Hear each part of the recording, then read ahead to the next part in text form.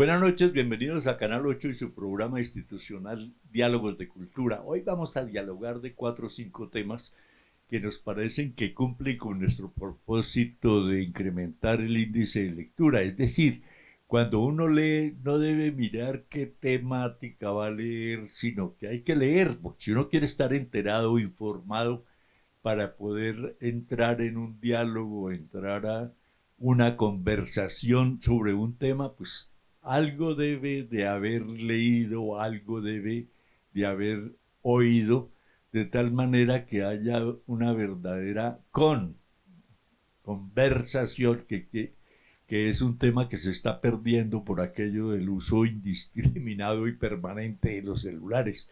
Pero la conversación era una forma de enriquecerse, de conversar con los amigos, la familia, y se está perdiendo ese tema, pero no era un solo tema del que se hablaba.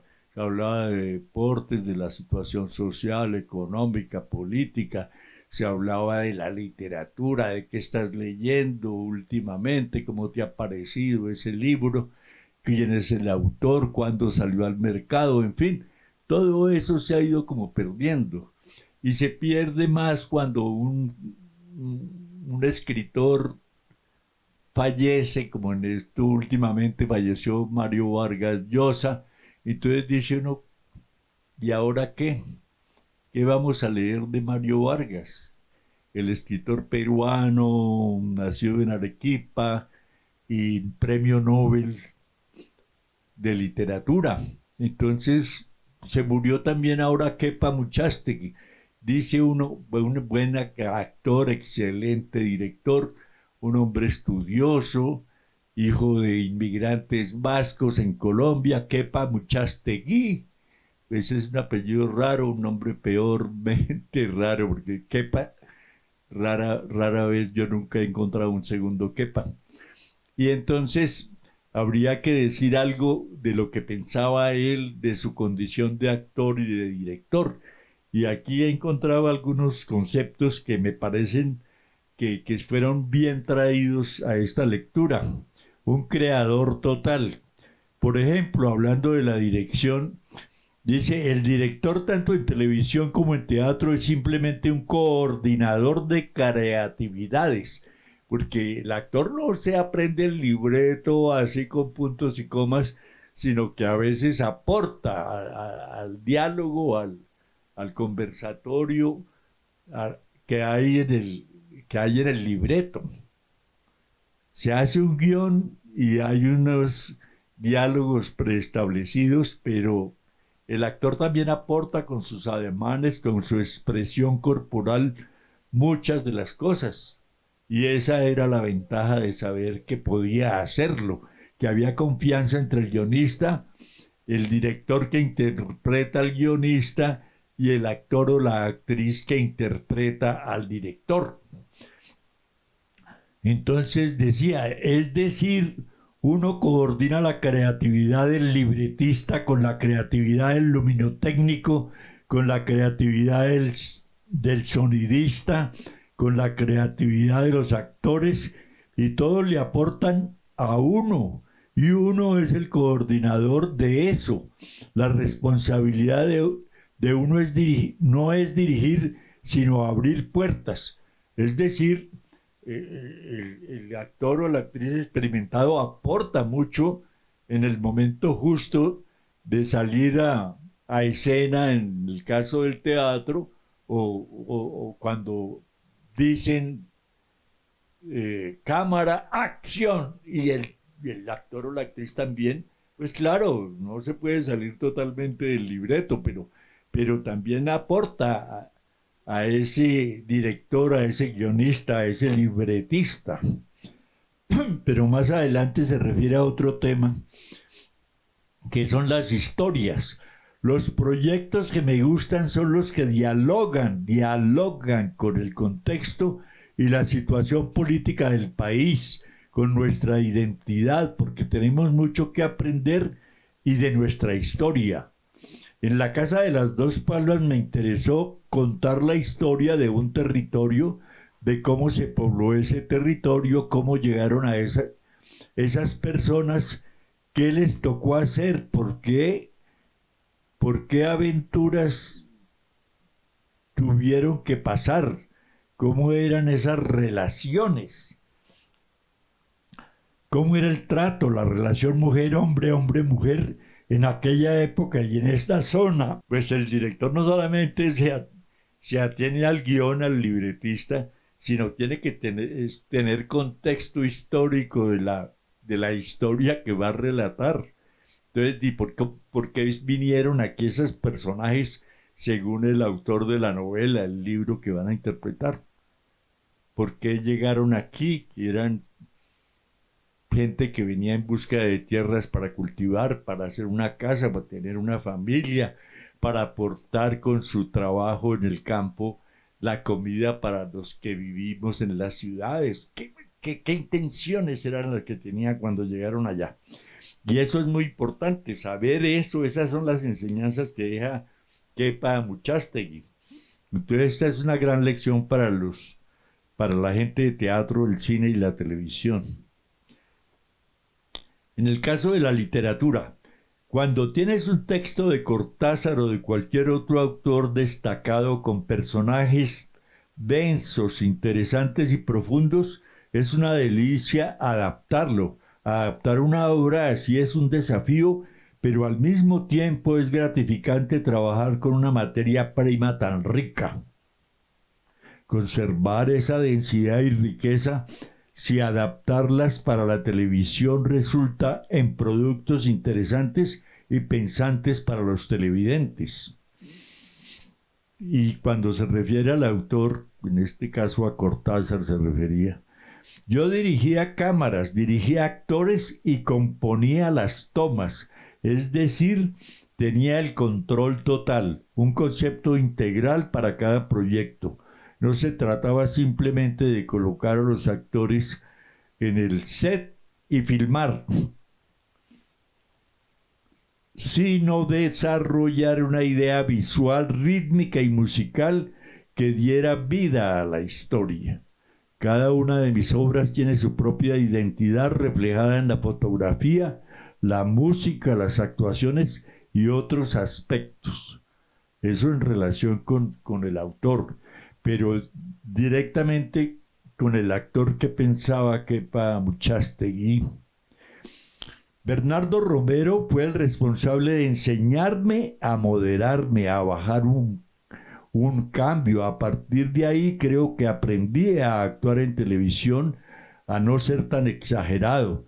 Siempre procuro ver el personaje por encima de mí, tanto cuando dirijo como cuando actúo. Eso también me parece algo de humildad o mucho de humildad, de decir quién fue mi maestro, quién me moderó, quién hizo que yo tuviera más pausa en el momento de actuar, hablara más claro, tuviera mejor entonación de la voz, en fin, esos consejos no se olvidan nunca. Y no solamente está aprendiendo a hacerlo como actor, sino que posteriormente le sirven esos consejos, esas enseñanzas para dirigir a otros. Y eso me parece fundamental en Kepa Muchastegui. Yo lo vi mucho últimamente en una sección de historia de Colombia, en la que manejaba unas muchachas interesadas en aprender historia, y él le enseñaba a ellas y ellas a través de la televisión a nosotros como público interesado en el tema. Y las enviaba a los sitios donde ocurrieron los hechos para que entrevistara, consultara, leyera, fuera a la biblioteca. Y la chica hacía unos informes, unos reportajes que lo ponían a uno a pensar cómo podría yo hacer algo parecido. Y el tipo ahí sentado manejando una teleconferencia. No, maravilloso. Y aquí para rematar, ¿qué decía, por ejemplo, del mercado? La voracidad de consumo y la producción masiva de contenido de baja calidad han llevado a que la mayoría de las cosas que se producen sean basura. Para ganar el rating hacen cosas más fáciles, más comprensibles y se olvida la parte artística y escribir libretos con densidad. cada vez se piensa menos en la calidad. Pensar es peligroso. Nunca he abandonado esa idea, hacer pensar. Y entonces finaliza el articulista dándole las gracias a Kepa por todos esos aportes, porque realmente cuando quiere hacer algo de calidad, pues hay que tener un equipo, como él dice, un buen actor, una buena actriz, un buen luminotécnico, un buen sonidista, un vestuarista de época, que ponga a la gente en ese espacio de tiempo que quieren contar, que quieren facilitar para que la gente entienda el momento histórico, el contexto del que Kepa habla ahí, para poder comunicar con mucha calidad. Pero hay que estudiar el tema, estudiar el sitio, el lugar, los personajes de históricos o de la novela que está interpretando. Me parece excelente eso. Y entonces, desde aquí, desde Diálogos de Cultura, queremos lamentar la muerte de Kepa Muchastegui y decirle que gracias por todos sus aportes, no solamente detrás de cámaras, sino delante de ellas como actor, y por todos estos consejos que seguramente van a retomar quienes se dedican al teatro, la televisión, el cine o a comentarios culturales en algún otro medio, las redes sociales, el podcast. Eso es muy importante. Pero siempre que hay un evento hay controversias acerca de un actor. En este momento estamos viendo en la Biblioteca Nacional una exposición de objetos, pensamientos, fotos, cartas, documentos de Gabriel García Márquez, que una vez fallecida Mercedes Barcha, la esposa de Gabo, sus hijos Gonzalo y Rodrigo vendieron a la Universidad de Austin en Texas. Y la universidad tuvo el gesto de facilitarlas a un curador español que conoce bien la obra de Gabo, la tuvo ya en México, esa exposición, y ahora llega a Colombia. Yo la recomiendo, la he estado viendo 2 veces. Están los árboles genealógicos de la familia Buendía, de 100 años de soledad, pero también aparece la de Gabo, y es muy importante conocerla para poder sacarle jugo a la exposición. Entonces uno se detiene a mirar ahí a doña Tranquilina Iguarán, al coronel Aureliano Buendía, y va como aprendiendo cosas que le facilitan después mirar las fotos familiares, Gabo niño, Gabo en Barranquilla, Gabo en Sucre, Gabo en Zipaquirá, y entonces de Gabo en la Universidad Nacional, Gabo como reportero del Universal en Cartagena, después que en el Heraldo en Barranquilla, y después se vino para el Espectador, porque pues era un hombre que escribía ya, si en el bachillerato escribía poesía con un seudónimo, ya escribía la Tercera Resignación, publicada primero por El Espectador, después El Tiempo, y ahí comenzó a ascender, haciéndose amigo de la gente de la cultura en esa época, Álvaro Mutis, y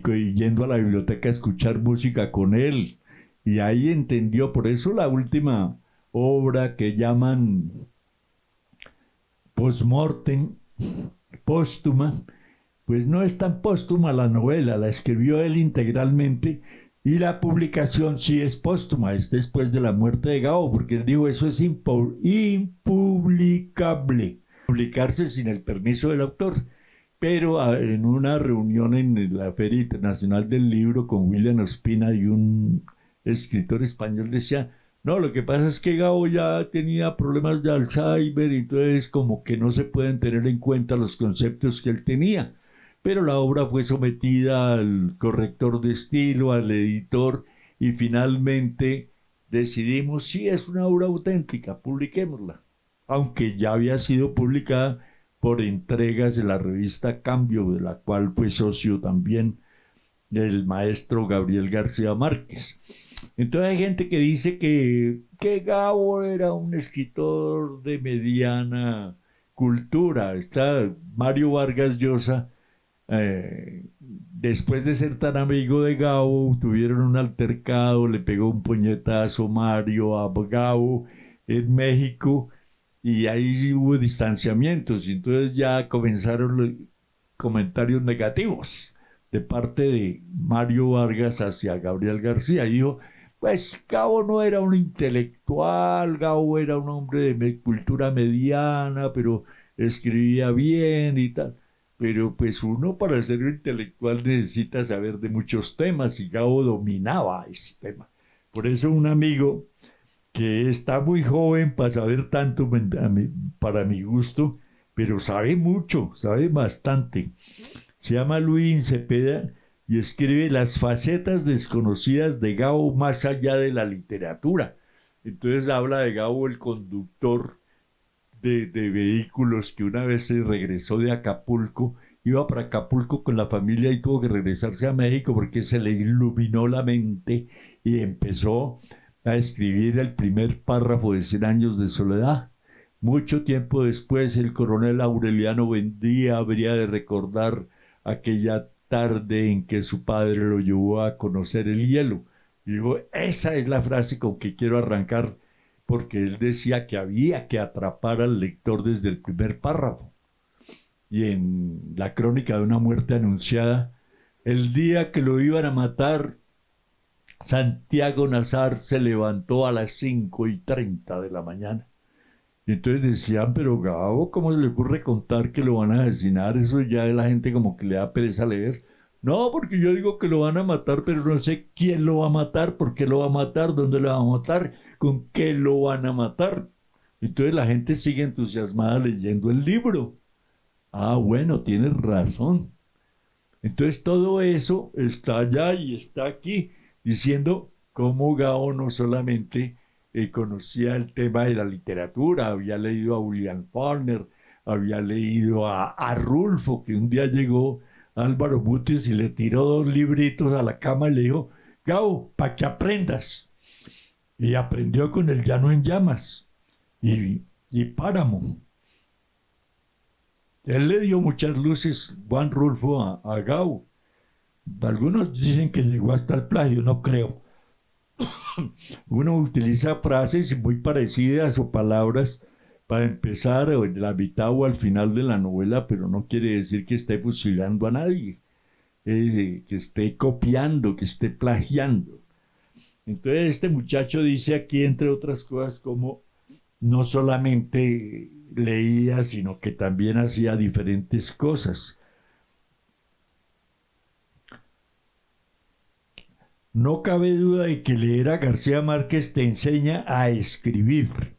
También la lectura de otros autores como Paul Auster, Raymond Gerber, Geita Lesse o Wisława Szymborska. Las fórmulas son infinitas y dependen mucho de la voz personal del escritor y sus genios tutelares. Hay, sin embargo, una consigna garciamarquiana muy útil para los cronistas, la de comenzar las historias con una información asombrosa, ese tipo de dato o situación dramática que captura de inmediato al lector. Y entonces Gabo también era cineasta, Gabo era cuentista, Gabo era poeta, Gabo hizo a San Antonio de los Baños cerca de La Habana, en Cuba, para enseñar cine, hacer guiones, hacer libretos de documentales, de películas de cortas o cortometrajes y películas de largo metraje, de largo alcance. Entonces Gabo era polifacético, buen bailador, cantaba en París para conseguir algo de dinero, cantaba vallenato en el metro, era muy recursivo. Gabo era conferencista y alguna vez en Caracas lo invitaron y dijo, yo no vengo a echar un discurso, pero así se llamó la conferencia, pero hizo un discurso maravilloso. Entonces, Gabo era multifacético. Yo lo había hablar de política alguna vez, que Jaime Abello Banfi, el director de la Fundación Gabo, nos invitó a la Fundación Gilberto Alzate Avendaño a hablar de las diferentes facetas de Gabo. y decía: Gabo nunca posó como candidato, pero hacía política y le enseñaba a la gente cómo hacer. Entonces decía, por ejemplo, Aracataca no tenía acueducto y todo el mundo le decía: Gabo, tú eres Nobel, pónganos el agua. Y Gabo decía: yo no soy político, yo no soy alcalde, no soy gobernador ni presidente. Les ayudo a redactar una solicitud, una petición. En ese tiempo creo que no había tutela ni derecho de petición, ni una convocatoria a una acción popular. Pero sí les ayudaba a redactar la carta. Escríbele al alcalde de Caracataca, mándele una copia al gobernador del Magdalena y mándele una copia al presidente, al ministro de Obras Públicas. O sea, no se metió, no se comprometió directamente nunca. Y ponía a firmar a los otros y él como ciudadano de pronto también firmó. Pero sí intervino subrepticiamente en actividades políticas. Entonces, acuérdense que era muy amigo de Fidel Castro, por eso hizo la escuela de cine allá de San Antonio de los Baños, pero le decía: deje de pelear con los Estados Unidos, que son mejores como amigos que como enemigos, y tienen embargado a Cuba desde el año 59, cuando un 1 de enero el Che Guevara y Fidel Castro bajaban de la sierra a tomar el poder en reemplazo de Batista, que resultó ser un dictador ahí que era muy permisivo, y los gringos ni siquiera le permitían entrar a los grandes clubes porque era moreno. Y el racismo en Estados Unidos, acuérdense de Rosa Parks, de Martin Luther King, hasta de Barack Obama, y del jazz, el blues, esos eran negros y se le quitaban los instrumentos para que no interpretaran esa música negra, esa afrodescendiente música que además muchas veces estaba dedicada a los santeros, a la religión. Y eso no es nuevo, eso lo han dicho toda la vida, y hasta el Gran Combo y la Fania All Star y Richie Ray, todos interpretaban música que tenían que ver con la religión. Y Gao también habló con Bill Gates, Bill Clinton, y logró que se conectaran con Fidel Castro para liberar unos presos políticos, para recibir algún tipo de ayuda. Jamás consiguió que le levantaran el embargo, que es como una prohibición para que los norteamericanos volvieran a Cuba, como en la época que era un grill de Cuba. Cuba, un grill de los Estados Unidos. Entonces estaban haciendo cosas, tenían alguna industria, y Fidel entonces, como contraprestación, oficializó, nacionalizó las industrias. Entonces era difícil conseguir, por ejemplo, jabón Palmolive, dentífrico, cosas así del aseo. Entonces, ¿por qué? Porque ellos no sabían manejar ese tipo de industria y eran propiedad de los norteamericanos. Y hay problemas por ese motivo. Pero Gao metía cuestiones políticas. Aquí dicen que Gustavo Bell, un vicepresidente de Andrés Pastrana, fue una sugerencia de Gao. O sea, por debajo de cuerda decía: sí, a mí me gustaría que pusiera ahí a Gustavo Bell de Barranquilla como vicepresidente. Y le paraban bolas. Entonces Gabo tuvo muchas facetas que pocos conocen, porque esas reuniones no vamos 40, 50 personas, y poca divulgación tienen, porque no les conviene, ni Gabo aceptaba abiertamente su participación en asuntos políticos. Pero aquí ya pasemos a otro tema, y es el uso del Internet. Entonces habla el compañero Diego Santos por un acceso a Internet más justo y equitativo en Colombia. Y resulta que Colombia tiene la mejor posición geoestacionaria y no tiene un satélite comercial que le permita enviar señal para el uso de las computadoras y los celulares. Entonces uno sabe que Elon Musk, el asesor principal del presidente de los Estados Unidos, Donald Trump, como le dicen allá, es un tipo que tiene más de 600 satélites. Entonces él puede competir con la China, pero la China ya le tiene mucha ventaja para dar señal gratuita y competir con los chinos, y los chinos están dispuestos también a dar señal gratuita para celular y televisión. Y nosotros, que estamos en el mejor punto para que del cielo baje la señal, no tenemos un, un satélite. Un satélite, ponerlo en órbita, vale unos 280 millones de dólares, que se los gastan en cualquier cosa aquí, hasta en corrupción. Entonces dice uno, con 280 suban el satélite con un cohete y pónganlo en órbita. Y eso se puede pagar con la sola señal que se recaude. Pero tenemos a Claro, Carlos Slim, tenemos otras operadores que nos explotan y nos imponen condiciones, nos cobran más de la cuenta. Terrible. Entonces lo que hay que sugerir es que nos pongamos de acuerdo para que un acceso más justo y equitativo en Colombia es tener nuestra propia señal, así como también están mostrando unas esmeraldas hermosísimas, unos anillos brillantes de oro colombiano. Pero si no lo sabemos tallar, no sabemos poner la piedrita, montarla en un anillo, pues estamos exportando piedras en bruto, barras de oro, y en Italia la ponen a valer 100, 200, 500 veces más que aquí. Y exportamos vendemos la selva y nos devuelven muebles. ¿Por qué no podemos hacer moderadamente una explotación de la madera y hacemos los muebles y exportamos los muebles? Entonces estamos mal administrados. Vendemos petróleo crudo y importamos gasolina. ¡No! Y esto pasa lo mismo. Este señor reclamando eso y no sugiere nada. Lo que hay que sugerir es tengamos un propio satélite y pongamos una señal, si no gratis, por lo menos con precios moderados.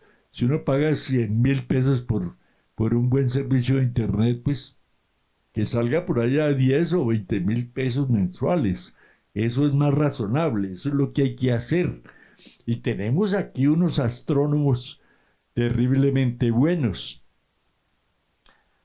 Entonces aquí se está hablando de todo un poco, pero un tema que me interesa, y para variar vamos a hablar de la bicicleta. Hoy es el Día Mundial de la Bicicleta.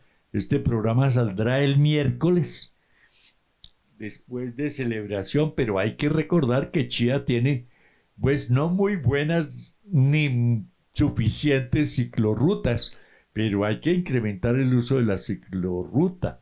Aquí vamos a tener un tren que va a empatar con el metro de Bogotá y que va a ir hasta Zipaquirá, y un paradero obligado aquí en Chía. Pero no pensamos en una ciclorruta que sirva de comunicador entre el paradero del Regiotran del Norte y el centro y las veredas de Chía, que ya no existen.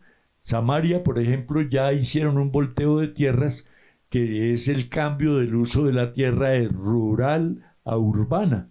Y eso tiene que hablarse cuando hablemos más adelante del tema del catastro multipropósito. Pero hay un poema que me encanta leer, yo he leído aquí tal vez 2 veces,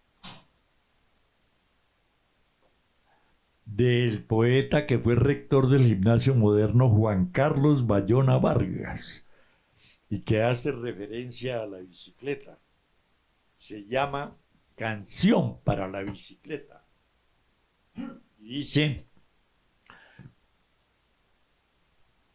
huerto sagrado de la infancia, sin ti no hubiera crecido el agua dulce de las vacaciones, ni hubiera aprendido a deshojar la trémula flor del equilibrio. No podía imaginar que al dar vuelta al pedal alargabas el brazo de mi madre para que aprendiera a volar con los pies en la tierra. Me enseñaste cómo ser anfibio en el aire, costumbre que no terminaré de agradecerte nunca. Por ti amé los andenes de mi barrio, subido a tu melena tuve el valor de golpear en la puerta de la vecina esquiva. Por ti supe lo que era una manzana y desafié los primeros destellos de la noche cuando veloz volvía al mantel de flores de mi casa. Rocinante de oxígeno cautivo, me hiciste creer que el tiempo no existía, que era una cosa que solo pasaba en los relojes. Mi poesía te canta y te agradece las invisibles favores recibidos. Tu siembra, tu vértebra de hierro azul clarito, tus rayos de sutil geometría, porque fueron mis pies, mi país más feliz, mi sangre. Ahí está escrita la bicicleta, pero poéticamente, cómo aprendió a montar, cómo conquistó novias, cómo lo condujo a conocer el mundo, la bicicleta y sus alrededores, ¿no? Y cómo alargaba el brazo de su madre que no le quería causar daño a ese aprendiz de ciclista. Y entonces nos ponemos a recordar el Giro de Italia, a Egan Bernal, a Nairo Quintana, a El Zipa Forero, Efraín Forero Triviño, de allí de Zipaquirá, o a Egan Bernal. No, pero claro, hay que recordar al jardinerito, a que ganó Vuelta a España, chorreando sangre, y también a Parra. Bueno, a muchos de los ciclistas que tenemos. Aquí en Chía también hubo muy buenos ciclistas, buenos representantes que ganaron etapas y vueltas. Pero Ramón Hoyos, por ejemplo, Hernán Medina Calderón, que ganaron vueltas a Colombia muy seguido, en carreteras destapadas, muchas veces sin hidratación, sí, con dificultades para llevar una compañía, una camioneta compañera. Esa gente que empezó esas famosas vueltas a Colombia y que hoy son protagonistas en el Giro de Italia, en el Tour de France, el Tour de Francia o la Vuelta a España. Entonces estamos progresando y tenemos que hacerle un homenaje a la cicla, pero no un homenaje tan poético como este, sino un homenaje mejorando las ciclorrutas, la señalización, la seguridad del ciclista, que vayan con confianza, que las motos y los automóviles les hagan daño, porque se oye de accidentes permanentes el mismísimo de Egan Bernal. Seguramente no tuvo una moto adelante y otra atrás que le advirtiera que había una camioneta, un camión parado ahí, y tuvo su gran accidente. Gracias a los médicos de la Universidad de La Sabana, pues pudo recuperarse y ser otra vez protagonista. Entonces, hay que hacer, porque yo he visto, sí, clases de niños en unas bicicleticas que ni siquiera pedalean, sino que caminan sobre la bicicleta, pero también les enseñan normas de tránsito, seguridad, porque no usan casco aquí. Por la noche se encuentra uno como conductor con un ciclista que no tiene nada reflectivo que lo identifique, que permita verlo, visualizarlo, evitar un accidente. Entonces, si no usan casco, si no usan la seguridad, si no tienen un pase de conducir, si no le hacen mantenimiento a la bicicleta. A mí me gustaría ver que el día de la bicicleta se sale, si ahí van 300, 500 personas, pero hablan de 5.000 que nunca han venido realmente. Pero si esas supuestas 5.000 realmente salieran con una bicicleta con buen mantenimiento, buenos frenos, impecables, pues chévere verlos así en una bicicleta limpia, aceitada la cadena, frenos templados. Aquí se han matado gente bajando la Balvanera por una vía absurda que hicieron ahí, que ni los carros la suben, ni uno a pie, pues puede intentarlo, pero mucha dificultad. Pero bajando un ciclista, pierde el control si no tiene unos buenos frenos. Esa bajada por detrás de la Balvanera hacia el resguardo indígena también es un peligro. Entonces hay que exigirle a la gente que le haga buen mantenimiento a la bicicleta. Todo eso tiene que ver con el día. Hay una reunión en el segundo piso del Teatro Sea Maíz con el fin de que la gente se entere qué están haciendo algunas organizaciones privadas por incentivar el uso de la bicicleta. Por eso este poema conmemorativo. Y otra cosa que me ha gustado es que La Vorágine, en la Feria del Libro estábamos pidiendo ayuda en la Biblioteca Nacional y resulta que hay unos libros maravillosos editados por la biblioteca acerca de La Vorágine, biografía del autor, de Orocue, donde dicen que redactó la novela. En fin, hay muchos libros que salen en este artículo de la persona que más conoce el país y más sabe de ecología, Andrés Hurtado García. Entonces, ¿dónde encuentro la lista de los libros? Entonces habla aquí, dice: destaco con emoción la publicación de estos 10 tomos. Aquí está la lista de los 10 tomos, se los voy a leer para que los pidan. Primero, La Vorágine como novela, Holocausto en el Amazonas, una historia social de la Casa Arana, de Roberto Pineda Camacho, Raíces históricas de La Vorágine, la historia de José Eustacio Rivera, Historia de Orocue, de Roberto Franco García, Los infiernos del jerarca Brown, seguido de Ruido y Desolación, de Pedro Gómez Valderrama, Una tribu cosmopolita, de Marcela Quiroga y María Angélica Pumarejo, Antología de viajeros en tiempo de la vorágine, de Carlos Guillermo Páramo, Mujeres frente a la vorágine amazónica. Se pueden pedir para la biblioteca. En Chía ya tenemos 7 bibliotecas en la red de bibliotecas. Están en las veredas de Pagua, La Balsa, en el Colegio José Joaquín Casas, en Yerbabuena, bueno, en 7 veredas, pues me parece muy bueno. En Oaxaca,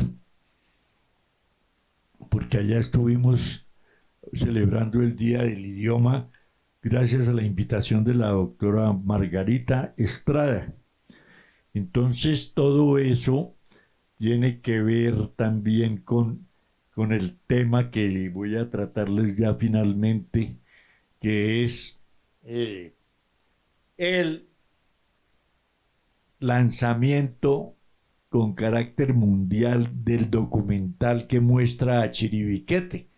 Entonces, mi hija Diana Lucía Vargas Sarmiento es diseñadora y el hijo me mandó esta corbata lisa y ella le puso estos motivos traídos de los muros donde aparecen en Chiribiquete. Chiribiquete es una reserva forestal, pero que además la están resguardando. Hace 30 años, Carlos Castaño Uribe, un antropólogo y arqueólogo de la Universidad Nacional, descubrió el sitio porque era director de parques nacionales y un día vio como unas cosas raras en un muro allá en medio de la selva y le pidió al señor que lo dejara cerca y después con los indígenas guías llegó hasta allá, pero eso lo mantuvieron casi en secreto con tal de que no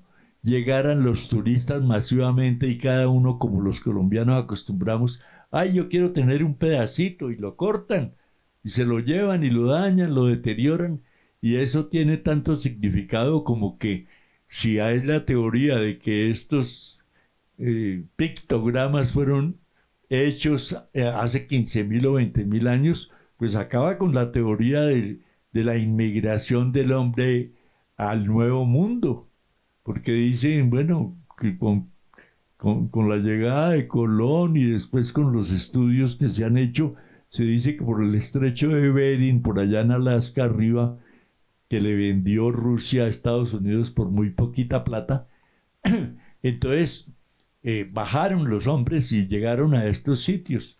y se volvieron nómadas porque esto es muy rico. Tal vez por eso somos un poquito perezosos, porque si queremos frutas, estiramos la mano y la alcanzamos, o con una varita. Y si queremos pescado, pues con una lancita cogemos un pescado pequeño como el bocachico o grande como una gamitana o un pirarucú en el Amazonas, que es un pescado de 40 libras, o la gamitana de 25 a 30 libras.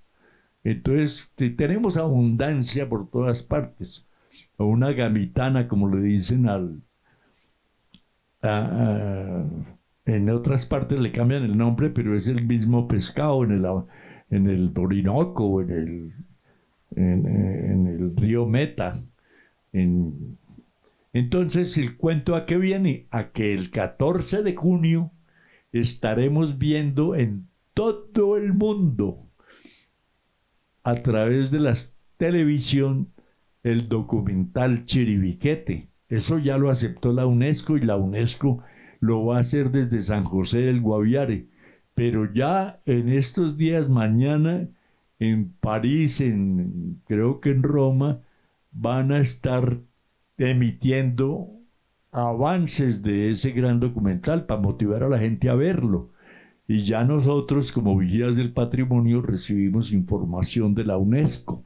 Entonces eso me hace pensar que sí, que con un adecuado, con una, llaman ahí, con los cuidados de no dejar invadir de turistas nacionales e internacionales, ya me imagino que estarán, primero la película y segundo hacer, porque hay otro sitio llamado La Lindosa, que es alternativo de Chiribiquete, que ya está muy cerca de San José del Guaviare. Allá estuve yo en el año 68 en una operación del retorno a San José a pata, y encuentra uno la Lindosa y ya puede apreciar pictogramas como los que tiene esta corbata.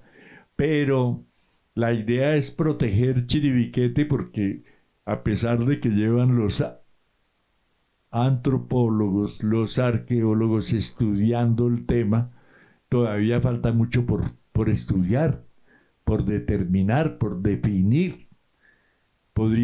Eso va a ser una riqueza para Colombia con moderación y hacer como en las cuevas de Altamira en España, hacer una copia a un lado para que la visita humana, los humores, los caminos, alteren ese contenido tan precioso para la historia, para la arqueología, la antropología, para saber de dónde venimos.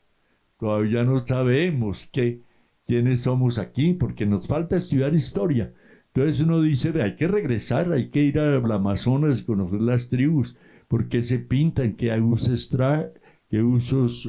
qué trajes usan, en qué momento, para qué ritos, para qué historias de contar su vida, qué consumen, qué expectativas de vida tenían antes de que llegáramos allá, llegaran los Arana haciendo relación a la vorágine y la explotación del caucho por parte de esos peruanos que querrían corrernos el lindero del Putumayo al Caquetá y quitarnos casi que un tercio del país. No, se hizo una guerra en la que creo que ni hubo ni un muerto, pero desde Leticia nos fuimos a defender del Amazonas, sacando un barquito, llevando unos soldados ahí mal preparados, mal armados, bajando por el Atlántico hasta la desembocadura del Amazonas y subir para decir que no, que esa tierra era nuestra,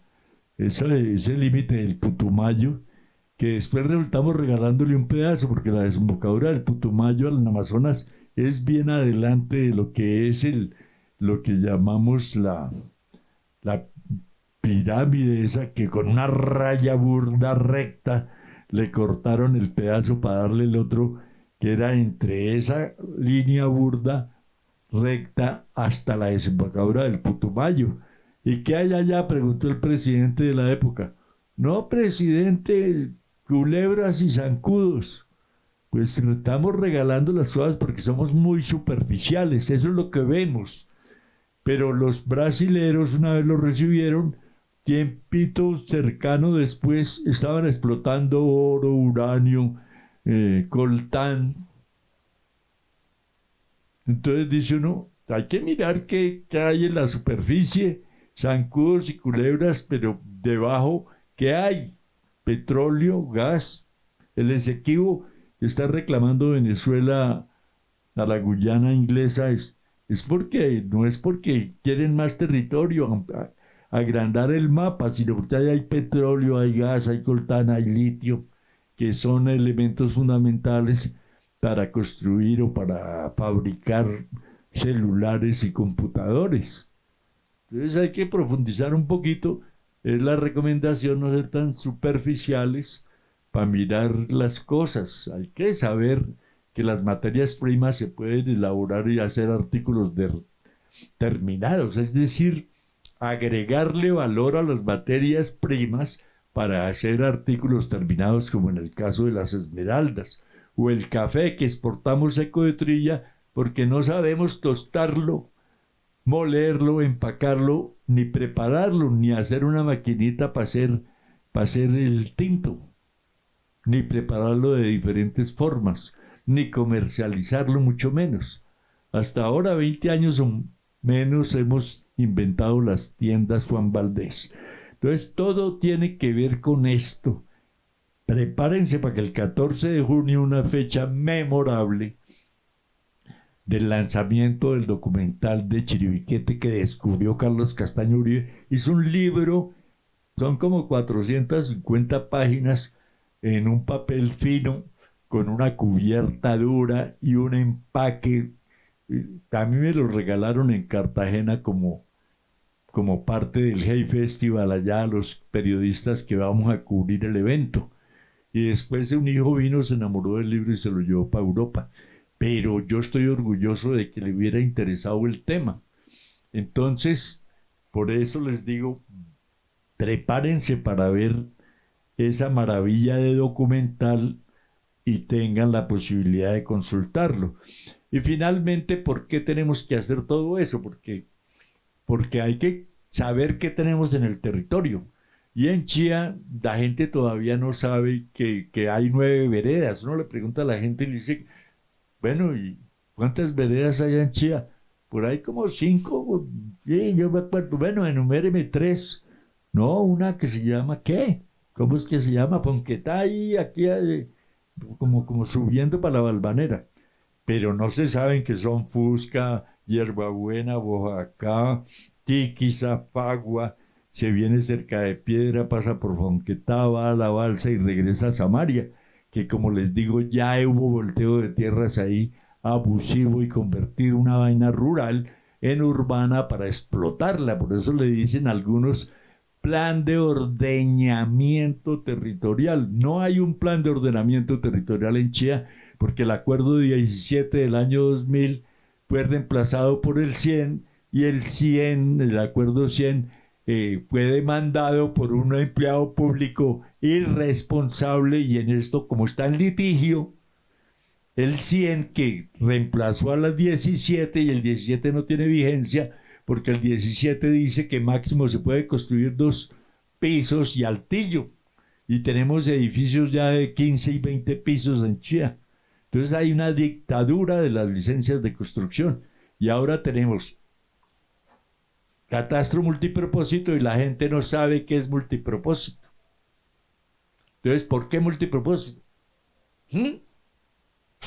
Pues porque nos van a cobrar un impuesto predial con retroactividad y eso no es posible hacerlo. Es que se le olvidó a los alcaldes, pero si el actual fue alcalde en los últimos 10 años y un maestro de apellido Segura, pues tampoco hizo el cobro y entonces ahora nos quieren cobrar todo el acumulado. Eso me parece que no es posible.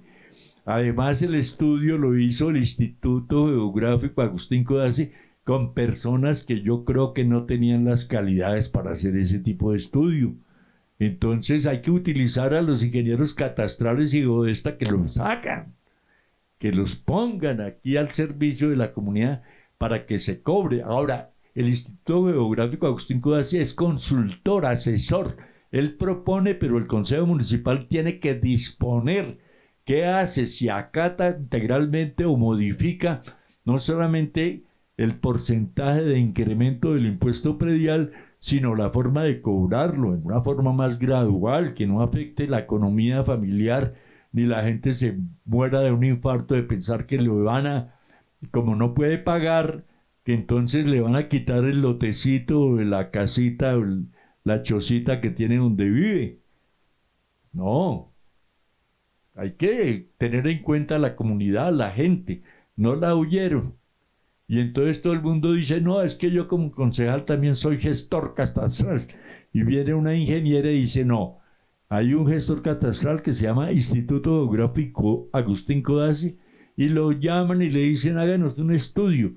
Y él hace el estudio, pero no impone las condiciones de qué cantidad cobra y cómo lo cobra, en qué plazo lo puede cobrar. Y la gente también se pregunta, bueno, y si recaudan esos 85.000 millones de pesos, ¿qué destino le van a dar?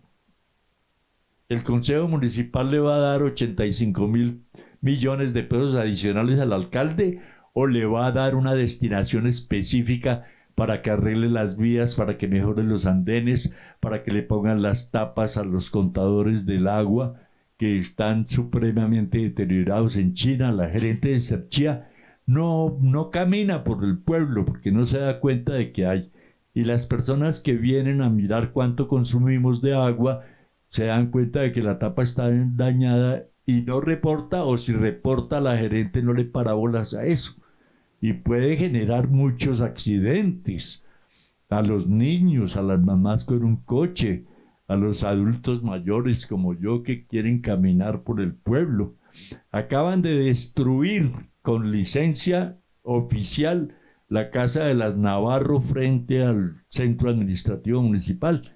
Esa casa tenía todas las condiciones de un bien de interés cultural arquitectónico. Ya habían destruido una por la calle de la Ciudad de la Luna que conduce al Parque Santander.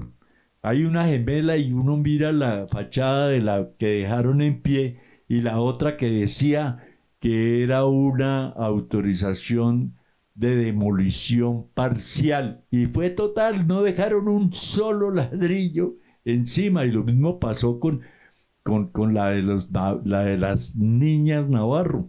La destruyeron totalmente. Van a construir un edificio ahí. Hay que averiguar quién es el propietario de esa barbarie y denunciarlo ante el Ministerio de Cultura, porque es que no se puede seguir destruyendo el centro histórico, bienes de interés cultural, porque de pronto a un alcalde le da por tumbar la iglesia parroquial de Santa Lucía para construir un edificio y dejarles ahí un sitio para que oren los cristianos, los católicos.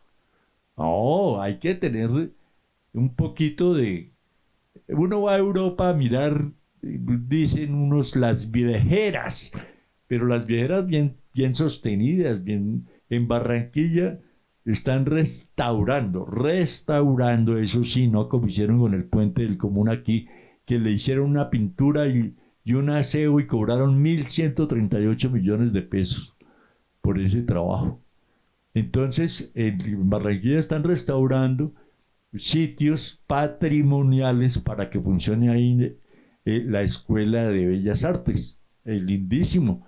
El Teatro Amira de la Rosa lo están restaurando, el Museo de Arte Moderno lo están restaurando, hicieron un malecón allá al lado del río que ya tiene a Shakira, va a tener a Sofía Vergara, tiene muchos sitios, incluido el Junior, desde luego, y otras esculturas relativas al carnaval, en fin, cosas que uno ve y se siente como contento de que el barrio abajo lo están restaurando las fachadas, pero restaurando, no demoliendo para construir cosas con vidrios polarizados que afean la ciudad y no le dan ese carácter que tiene. Destruir el Hotel del Prado o las casonas maravillosas de la gente rica, que además eran inmigrantes, porque allá encuentra uno apellidos El Hash, apellidos Char, apellidos Slevi, todos árabes y europeos, italianos, franceses, alemanes. Gente de buen gusto que conoce y sabe y aprecia el patrimonio cultural monumental y arquitectónico. Y cuando en Chía hay una cosa nueva, ¿no? Acaban de poner un gorila monumental en la Comuna 13 de Medellín, que es un nuevo bien de interés cultural que es ya un atractivo. Entonces, una Comuna 13 violenta, como lo fue en la época de nuestros paisas, Pablo Emilio Escobar Gaviria y al cártel de Medellín. Eso era lo más violento que había. Y la están restaurando porque saben que una biblioteca bien puesta restaura hasta la mente de las personas. Antes era una línea en medio y del sur que pasara para el norte muerto a la vista. Y plomo para allá y para acá todas las tardes después de las 6 de la tarde. Y ahora pacifican con un bien de interés cultural monumental que está siendo muy visitado. Y la biblioteca que también dejó de funcionar un tiempo porque parece que no tuvo la mejor ingeniería civil para hacer las bases de esa biblioteca. Pero conduce a un sitio maravilloso que es Santa Elena, de donde vienen las flores y las carretas con las flores. Entonces, que hacen el gran Festival de las Flores en Medellín. Total que hay que hacer cosas nuevas. Entonces estamos proponiendo, hagan se copian de las ideas. Dice uno, yo vengo haciendo 25 años un paseo del reconocimiento del patrimonio cultural, pero llevamos la gente al Castillo de Marroquín, a la estación del tren, al sitio donde funcionó el preseminario, al Instituto Caricuervo, la imprenta patriótica, la biblioteca.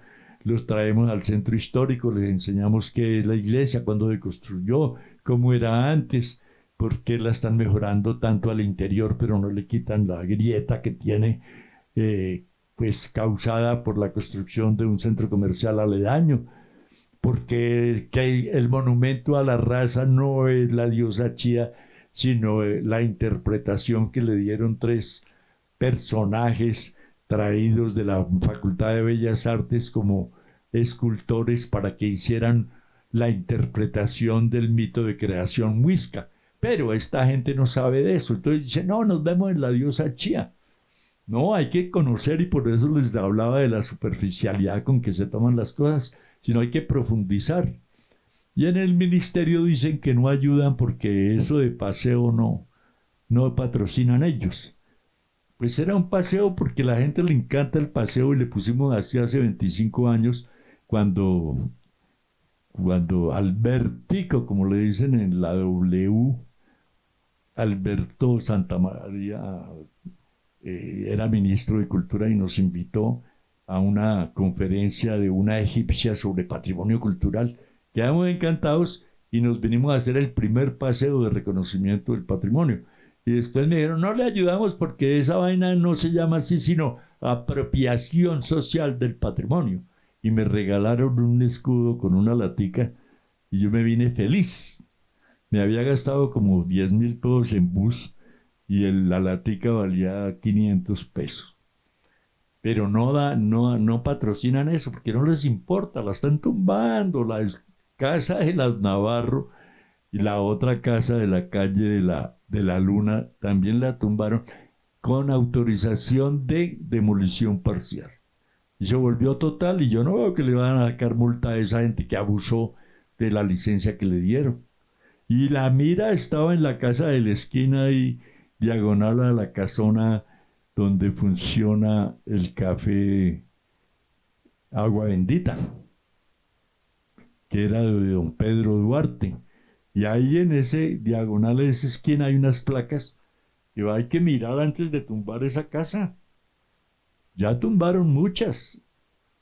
Entonces, por favor, respeten el centro histórico, que alguna vez hermana Arciniegas escribió un artículo sobre eso muy interesante y lo voy a fotocopiar y regalarle a la gente para que mire que es un sitio que vale la pena conservar.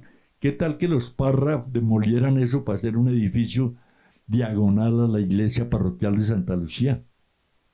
Ellos respetan la voluntad del papá. Esa casa la adquirieron de una señora que le dijo, ay, mija, mejor págamela como mensualmente para que yo tenga algo que consumir aquí, pero quédense con la casa.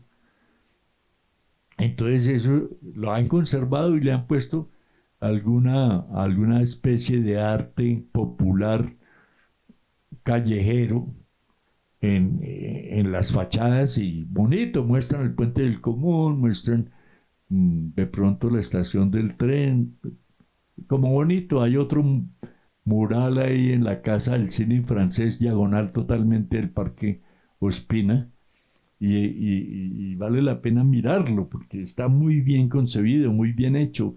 Una mujer que se toma un sorbo de café y le parece estar en otro mundo. Entonces todo eso tiene que ver con el catastro multipropósito. Hay que conservar. El propósito es agrológico también. O sea, tenemos las mejores tierras del mundo, con más de 1,5 metros, 2 metros de capa vegetal, y las estamos cubriendo de cemento porque hay dinero de por medio. Entonces no es cierto. Hay que hacer, en Quito me enseñaron en una reunión de la ONU, nosotros diseñaremos la ciudad del futuro, y los alemanes llevaron un jueguito. Entonces unas fichas y uno las engarzaba dependiendo de la prioridad que le diera. Bueno, una casa, un pueblo nuevo sin agua no sería posible. Pongámosle agua, pongámosle energía eléctrica, pongámosle parques, pongámosle colegio, pongámosle comercio, pongámosle un centro de encuentro, pongámosle buena energía solar, que la luz natural se use en lugar de la eléctrica que escasea y demanda hasta el cambio del curso de los ríos. Pongámosle parques para los niños, pongámosle biblioteca, pongámosle buenas vías, pongámosle alcantarillado. Hola, qué bien. Así se construyen las ciudades, con la participación de la comunidad y no con esa que yo llamo la dictadura de las licencias, porque no hay plan de ordenamiento territorial. Y los concejales, yo creo que 2 o 3 han sido directores de una organización que llaman Oficina de Ordenamiento Territorial, pero jamás se han presentado un informe que digan hay una propuesta de plan de ordenamiento territorial. Y lo mismo estamos en el plan decenal de cultura. Ya termina la vigencia del actual en agosto y todavía no hay una propuesta de nuevo plan decenal de cultura. Entonces eso todo tiene que ver con el ordenamiento territorial para que se hagan inversiones con esa plática del catastro multipropósito. Entonces si se hace una cantidad de obras, porque aquí fusilan todo. Mi plan de paseo del patrimonio cultural ya lo están fusilando, lo están copiando, lo están plagiando. Entonces dice uno, bueno, pues que lo hagan mejor que yo, pero no peor, porque es que hay gente que no conoce, que no sabe, que no le gusta leer y que por consiguiente no está bien informada. Entonces yo les pido que si me van a reemplazar, que si no lo hacen igual, que lo hagan mejor, pero no desinformar a la gente. Hay muchas contradicciones. Entonces toca mirar, investigar, hay que ir a la biblioteca, comprar libros, asistir a las reuniones que convoca los vigías del patrimonio, el Ministerio de Cultura. En Bogotá hacen cosas muy buenas. También hacen cosas malas. Cristóbal Colón y la reina Isabel no están puestas. El puente que le da el nombre al barrio y después a la localidad 16, que se llama Puente Aranda. No, el puente Aranda lo demolieron para hacer unos puentes más nuevos, pero se les olvidó reconstruir el puente, que no es gran cosa, pero es simbólico del nombre del barrio y la localidad. Ahí en ese barrio queda la cárcel Modelo, pero también queda la embajada norteamericana. También queda el club militar, que aquí era un batallón que le decíamos el batallón Caldas.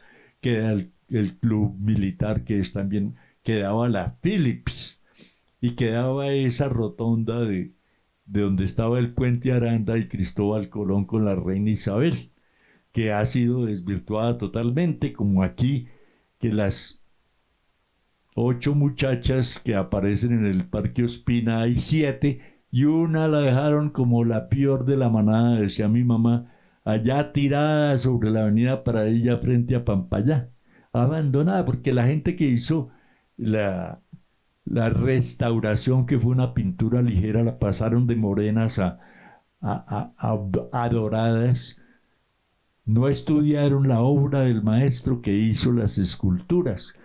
Todo el mundo le dice las culonas porque no saben cómo se llama esa obra de arte. Entonces, estamos fallos, necesitamos gente con más capaz en turismo que no hace turismo y en patrimonio cultural que no denuncian las barbaridades como la tumbada de la Casa de las Navarro frente al centro administrativo, que no está terminado, como tampoco está terminado el Colegio Escrivá de Balaguer, ni las adiciones que le pensaron hacer por 13.000 millones de pesos al Colegio José Joaquín Casas. Entonces, una administración de esas terrible. Tumbaron la Casa de la Justicia y el doctor Donald Trump dijo que aquí le daban plata de la USAID y la botaban por la basura, porque eso fue promovido, patrocinado, financiado por la USAID, que es el Instituto de Ayudas a los pobres como nosotros. Y a los pobres nos dan una casa y la botamos. Y un árbol que era simbólico de Chía lo tumbaron. Un nogal de 125 años que podría haber vivido 500 años. Pero como el señor que diseñó no vino a visitar el lote ni a ver qué había ahí Entonces estamos muy mal administrados. Vamos a ver si logramos que el catastro multipropósito se aplace, porque además se hicieron a través de un otro sí el 28 de diciembre del año pasado para la prolongación de la entrega de los resultados. Y si los resultados va a ser el 30 de junio, pues eso tendrá una vigencia posterior y no con retroactividad. Entonces será a partir del año entrante y que nos digan para qué es esa platica, qué obras y qué inversiones o gastos van a hacer con ella. Porque vemos que hay una nómina exagerada. El anterior alcalde dijo, ahí le dejo 2.000 empleados. ¿Se justifican 2.000 empleados en Chía? Cuando estamos hablando de nuevas tecnologías, de inteligencia artificial, de teletrabajo. Yo creo que sobran, que no estoy contra los empleados, que pues si todo el mundo quiere en un país con el 10% de desempleo, pues que tenga trabajo, pero que produzcan, que no sean eso que llamamos corbatas, que van cada mes a cobrar, pero que no le aportan nada a la comunidad. Entonces, catastro, menos gastos, como está haciendo Milei en Argentina, dice, cuando el gasto del Estado central es menor que los ingresos, pues habrá plata para obras, habrá plata para contratar más personas, para mejorar la situación de los pobres, que también los hay allá. No le incrementaron las pensiones a los pensionados y entonces están tambaleando porque no saben si hay un peso o un dólar funcionando. Pero pues claro, la economía mejora en detrimento de la satisfacción de las necesidades primarias de la gente. Entonces hay que moderar todo eso.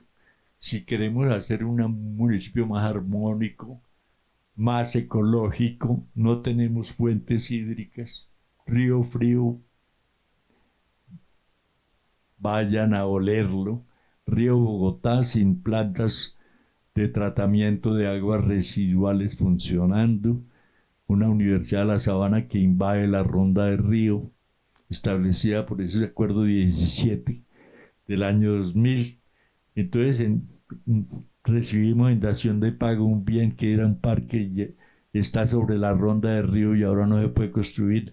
ni le gastan un peso para pintar las rejas siquiera. Entonces estamos muy mal. Ojalá esos 85.000 millones sean para el bien de la mayoría de los ciudadanos de Chía. Buenas noches.